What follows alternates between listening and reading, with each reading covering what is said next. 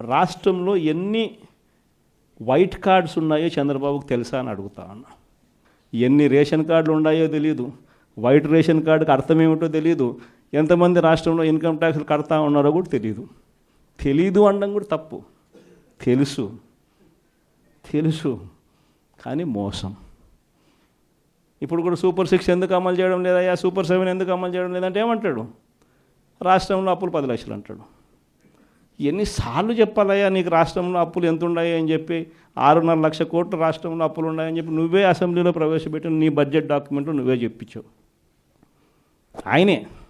ఆయన ప్రవేశపెట్టిన బడ్జెట్లో, ఆయన ప్రవేశపెట్టిన బడ్జెట్ డాక్యుమెంట్లో రాష్ట్రానికి సంబంధించిన అప్పులు ఎంత అంటే ఆయనే 6.5 లక్షలు అని చెప్పి ఆయనే చూపించారు. 6.5 లక్షల కోట్లలో కూడా 3,13,000 కోట్లు ఆయన ప్రభుత్వం దిగిపోయే నాటికే ఉన్న అప్పులను కూడా అని అందరికీ కూడా తెలుసు. ఆయన ప్రవేశపెట్టిన బడ్జెట్ డాక్యుమెంట్లోనే ఉన్నాయి.